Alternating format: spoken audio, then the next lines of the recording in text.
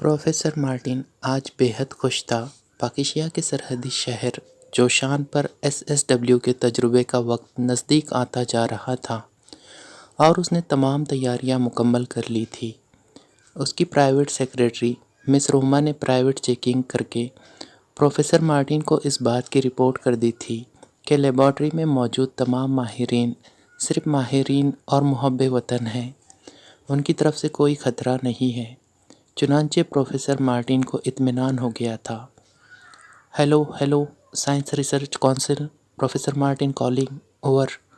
Professor Martin نے transmitter کا button آن کرتے ہوئے کہا، یس بوشان اسپیکنگ۔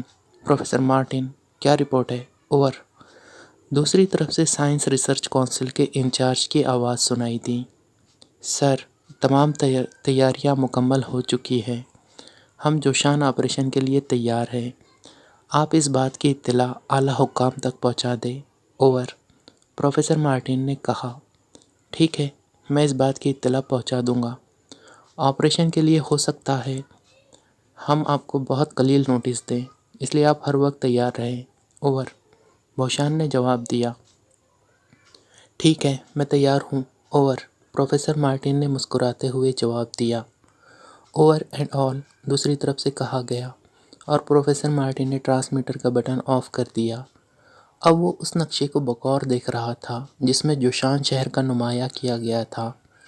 نقشے کے مطابق جوشان شہر کی آبادی 2 لاکھ کے لگ بھگ تھی اور یہاں پاکیشیا کی اہم فوجی چھاؤنی موجود تھی، اور پروفیسر مارٹن سوچ رہا تھا کہ وہ کس قدر عظیم قوت کا مالک ہے کہ اس کی ایک انگلی بٹن دبائیں گی اور 2 لاکھ افراد اطمینان سے زندگی کی سرحدوں سے نکل کر موت کی وادی میں پہنچ جائیں گے۔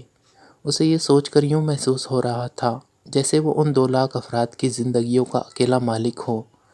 یہ 2 لاکھ جیتے جاگتے افراد اس کے رحم و کرم پر ہوں، اور اس عظمت کے احساس سے اس کا دل بلیوں اچھل رہا تھا۔ صفدر اور اس کے ساتھی مہاراجا کے شکاریوں کے بھیس میں بڑے اطمینان سے جھرنی میں مہاراجا کے محل میں پہنچ گئے تھے۔ انہیں یہاں آئے ہوئے دوسرا دن تھا اور اس وقت وہ سب ایک بڑے سے کمرے میں بیٹھے اس مشن کے متعلق ہی بات کر رہے تھے۔ انہیں X2 نے یہی بتایا تھا کہ وہاں پہنچ کر عمران ان سے رابطہ قائم کرے گا، مگر یہاں اب تک عمران نے سرے سے ان سے کوئی رابطہ قائم نہیں کیا تھا، اور چونکہ انہیں مشن کی تفصیلات کا علم نہیں تھا اس لیے وہ ہاتھ پر ہاتھ دھرے بیٹھے تھے۔ مجھے یقین ہے کہ اس بار عمران شاگل کی نظروں سے نہ بچ سکا ہوگا، اور شاگل نے اسے یقیناً اسے دیکھتے ہی گولی مار دی ہوگی۔ تنویر نے بڑے اعتماد سے پر لہجے میں سب سے مخاطب ہو کر کہا، تم عمران کے متعلق ایسے ہی خواب دیکھتے مر جاؤ گے، کون سا مشن ہے جس میں تم نے عمران کی موت کی پیشن گوئی نہ کی ہو؟ جولیا نے پراسا منہ بناتے ہوئے کہا، تمہیں تو عمران کی موت سے تکلیف ہونی ہی ہے کیونکہ تم پر بیوگی کا داغ جو لگ جائے گا۔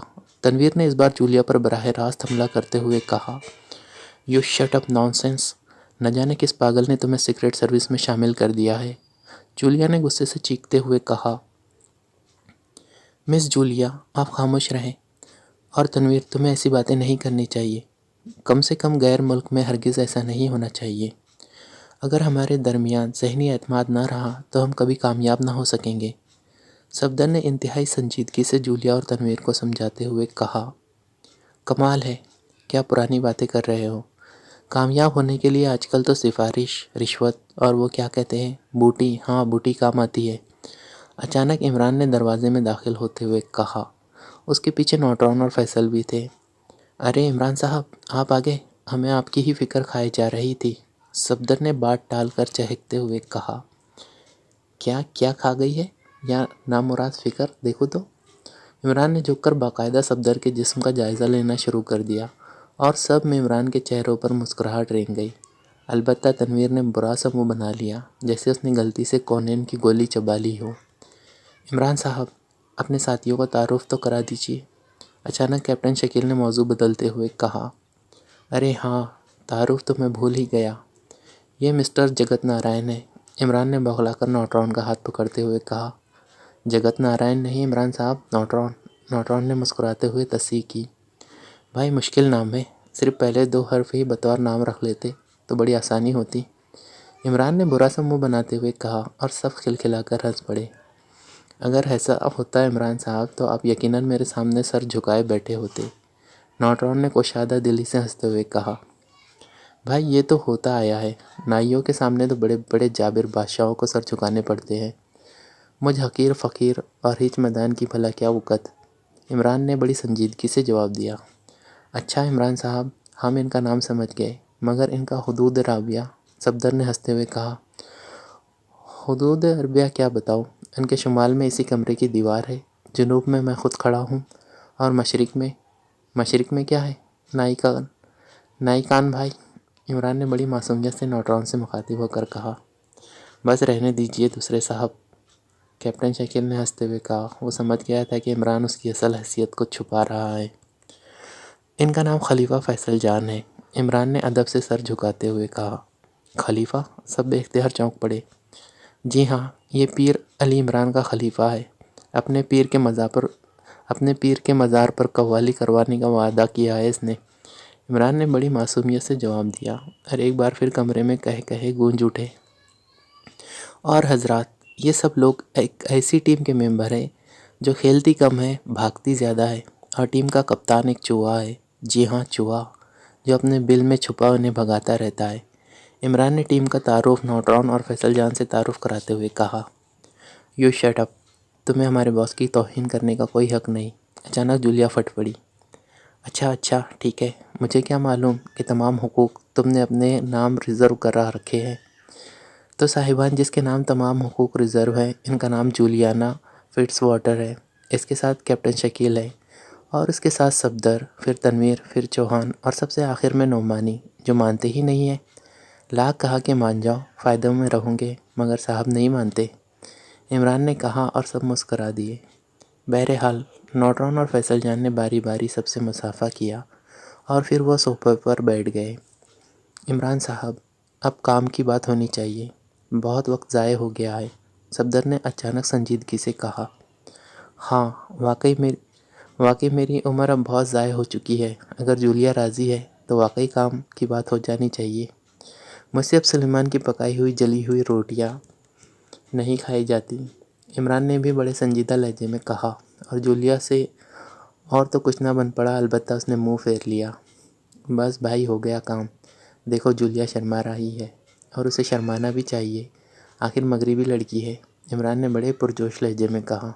یو شٹ اپ، ہر وقت بکواس ہی کیے جاتے ہو، میں جا رہی ہوں، جولیا نے انتہائی غصیلے انداز میں کھڑے ہوتے ہوئے کہا۔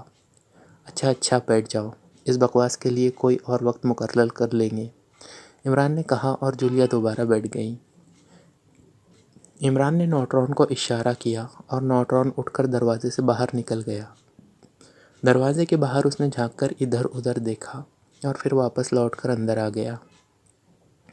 آپ بے فکر ہو کر بات کریں، اس کمرے کے قریب کوئی نہیں آئے گا، نوٹرون نے کہا۔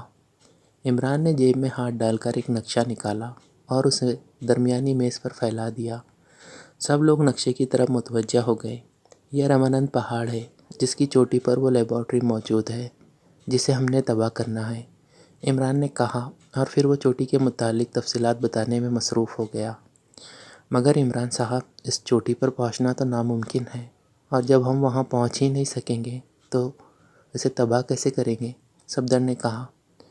پہنچنے کا کیا ہے، ہم وہاں تصور میں بھی پہنچ سکتے ہیں، گاڑی سے پہنچ سکتے ہیں، کار پر جا سکتے ہیں، عمران نے برا سا منہ بناتے ہوئے کہا۔ صفدر صاحب ٹھیک کہہ رہے ہیں، پہلے ہمیں وہاں پہنچنے کے متعلق سوچنا چاہیے، نوٹرون نے صفدر کی تائید کرتے ہوئے کہا۔ اچھا، تم سوچتے رہو، میرے متعلق تو بس سمجھ لو کہ میں پہنچ گیا، عمران نے صوفے کی پشت سے سر ٹکا کر آنکھیں بند کرتے ہوئے بڑے مطمئن لہجے میں کہا۔ اس کا مطلب ہے کہ عمران صاحب وہاں پہنچنے کے متعلق پہلے سے ہی کوئی پروگرام بنا چکے ہیں، کیپٹن شکیل نے کہا۔ ہاں بھائی، بس مجھ میں صرف یہی خامی ہے کہ میں سوچتا نہیں ہوں، بس پہنچ جاتا ہوں، عمران نے آنکھیں کھولتے ہوئے کہا۔ چلو ٹھیک ہے، سمجھو پہنچ گئے، پھر کیا کرنا ہے، صفدر نے مسکراتے ہوئے کہا۔ پروفیسر مارٹن کی خدمت میں جا کر سلام کریں گے، اور پھر اپنے سرحدی شہر جوشان میں موجود 2 لاکھ افراد کو مرتے دیکھیں گے، اور آخر میں پروفیسر کے عظیم کارنامے پر مبارکباد دے کر واپس آ جائیں گے، عمران نے بڑے طنزیہ لہجے میں کہا، اور صفدر کے چہرے پر شرمندگی کے آثار ابھر آئے، اسے اپنے احمقانہ سوال کا احساس ہو گیا تھا۔ جب چند لمحے تک خاموشی رہی اور پھر عمران نے ہی سکوت توڑا۔ اس کا لہجہ بے حد گمبھیر تھا۔ آج آدھی رات کو سب تیار رہیں، سب کو سفید رنگ کے خصوصی لباس مہیا کر دیے جائیں گے اور ضروری اسلحہ بھی۔ ہم ان درندوں کو زیادہ موقع نہیں دے سکتے۔ ہمیں ہر قیمت پر آج رات کو یہ لیبارٹری تباہ کرنی ہے۔ یہ میرا فیصلہ ہے، چاہے ہم میں سے کوئی بھی واپس نہ لوٹے، عمران نے کہا، اور پھر وہ اٹھ کر کھڑا ہو گیا۔ اس سے پہلے کہ کوئی جواب دیتا، وہ تیز تیز قدم اٹھاتا کمرے سے باہر نکلتا چلا گیا۔ عمران کے لہجے میں نہ جانے کیا بات تھی کہ سب بت بنے بیٹھے رہ گئے۔ ہال میں گہرا سکوت طاری تھا۔ ہال میں موجود تمام افراد کے چہروں پر عجیب سی بے بسی چھائی ہوئی تھی۔ آخر کیا ہوگا؟ ہم کس طرح اس چیلنج کا مقابلہ کریں گے؟ درمیان میں بیٹھے ہوئے پاک ایشیا کے صدر نے سر پکڑ کر گہری مایوسی کے عالم میں بڑبڑاتے ہوئے کہا، سر، ہو سکتا ہے کہ کافرستان نے یہ چیلنج ہمیں خوفزدہ کرنے کے لیے کیا ہو۔ سر سلطان نے سنجیدہ لہجے میں کہا، نہیں سر سلطان، میں 2 لاکھ افراد کو لاپرواہی کی بھیٹ نہیں چڑھا سکتا، ہمیں کچھ کرنا ہوگا۔ صدر مملکت نے جواب دیتے ہوئے کہا، سر، اگر ہمیں تھوڑا سا وقفہ مل جاتا تو ہم جوشان شہر خالی کرا لیتے۔ چند گھنٹوں میں تو کچھ نہیں ہو سکتا، ایک افسر نے مایوسانہ لہجے میں کہا، مگر کیا ہم اسی طرح ہاتھ پر ہاتھ دھرے بیٹھے رہیں اور کافرستانی درندوں کو اس بات کی اجازت دے دیں کہ وہ ہمارے عوام کو آزادی کے ساتھ قتل عام کرتے رہیں؟ شکرگڑھ کی مثال ہمارے سامنے ہے۔ اب اگر جوشان کے ساتھ بھی یہی ہوا تو؟ صدر مملکت نے گہری سنجیدگی سے کہا، سر، آپ نے شکرگڑھ کیس ایکس 2 کے سپرد کیا تھا، مگر ابھی تک اس سلسلے میں کوئی بات سامنے نہیں آئی۔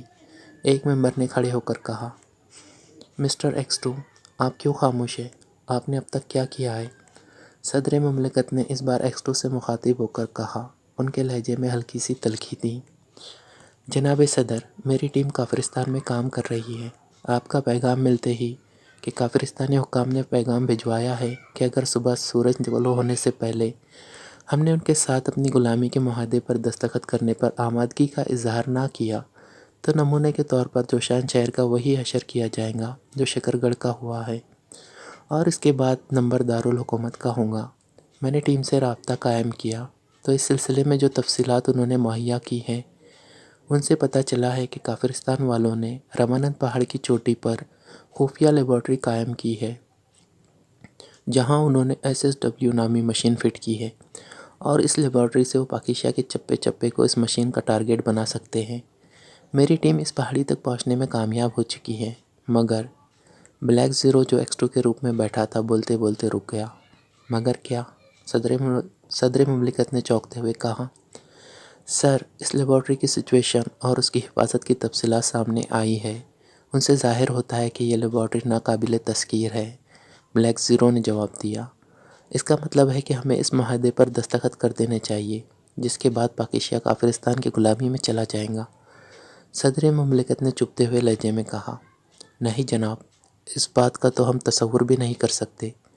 میری ٹیم کے انچارج نے مجھے یقین دلایا ہے کہ وہ صبح ہونے سے پہلے ہر قیمت پر لیبارٹری تباہ کر دے گا، مگر مجھے اتنی مختصر مدت میں ایسا ہونا ناممکن نظر آتا ہے۔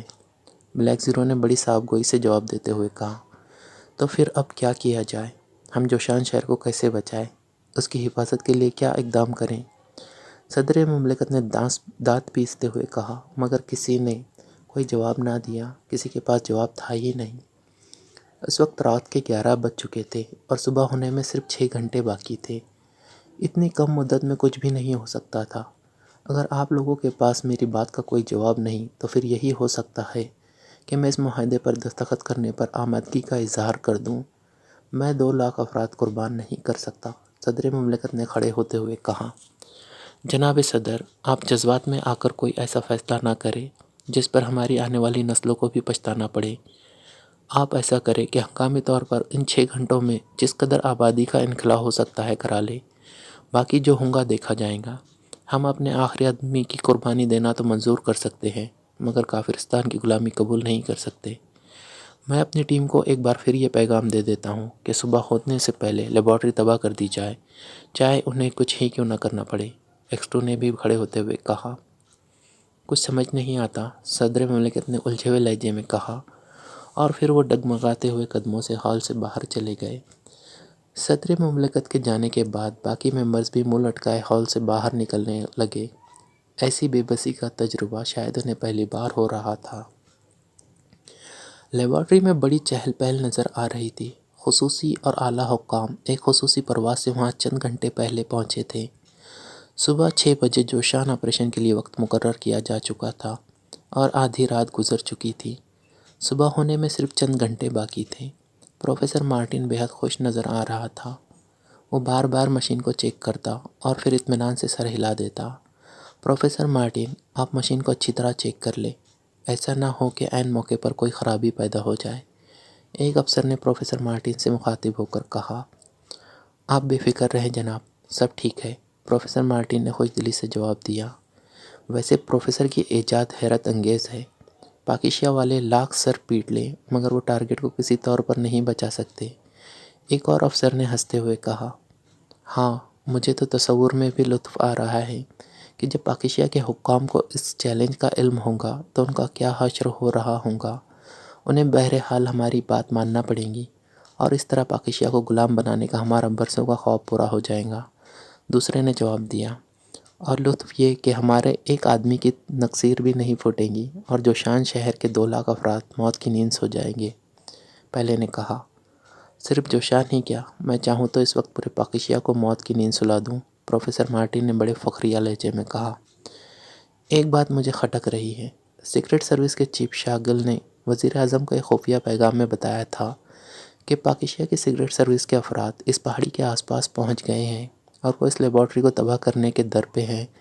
اس خدشے کی بنا پر وزیر اعظم نے جوشان آپریشن کی فوری منظوری دے دی تھی تاکہ پاکیشیا سے اس کے زور پر معاہدے پر دستخط کرا لیے جائیں۔ کہیں ایسا نہ ہو کہ پاکیشیا سیکرٹ سروس کے افراد اس لیبارٹری تک پہنچنے میں کامیاب ہو جائیں، ایک افسر نے جو خاموش بیٹھا ہوا تھا غیر سنجیدہ لہجے میں کہا۔ اس لیبارٹری کو تباہ کرنا ناممکن ہے، اول تو وہ یہاں تک پہنچ ہی نہیں سکتے، پھر فضائیہ کے خصوصی طیارے آج تمام رات اس پہاڑ کے اوپر پرواز کرتے رہیں گے۔ پہاڑی سے نیچے secret service, intelligence, military intelligence اور پولیس کی پوری قوت پھیلی ہوئی ہے، اس لیے ایسا سوچنا بھی حماقت ہے، پہلے نے بڑے مطمئن لہجے میں جواب دیتے ہوئے کہا۔ ہاں، معلوم تو ایسا ہی ہوتا ہے، مگر بات کرنے والے نے کہا اور پھر وہ خاموش ہو گیا۔ اس کی بات کا یہ اثر ضرور ہوا کہ اب تک سب لوگ مطمئن تھے مگر اب ان کے چہروں پر سنجیدگی اونت کر آئی تھی۔ پروفیسر مارٹن بار بار گھڑی دیکھ رہا تھا، اس کے انداز میں شدید بے چینی نمایاں تھی، شاید ایک ایک لمحے اس پر بھاری گزر رہے تھے۔